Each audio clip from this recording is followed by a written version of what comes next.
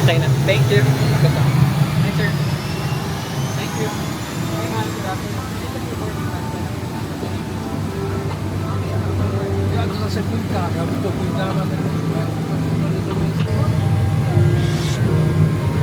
Ladies and gentlemen, please take your seats as we conduct a head count to ensure a smooth and timely departure. Thank you for your cooperation. Sa aming mga panauhin, manatili po tayo nakaupo habang ginagawa ang head count para sa ating agarang pag-alis. Maraming salamat sa inyong pakikiisa.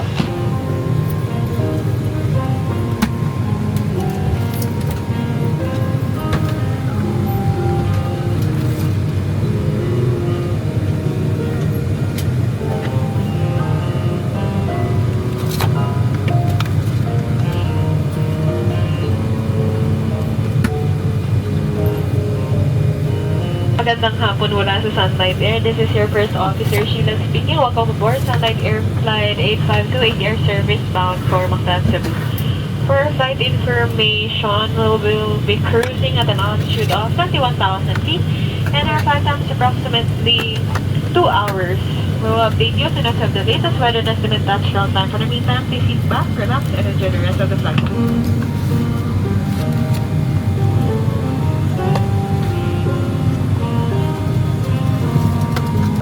Are not allowed to be used during takeoff and landing. Thank you for your cooperation.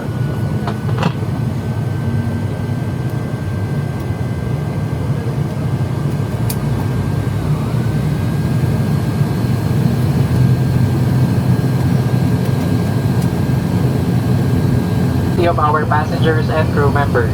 So before we depart, please direct your attention to the cabin as we demonstrate the safety features of this aircraft.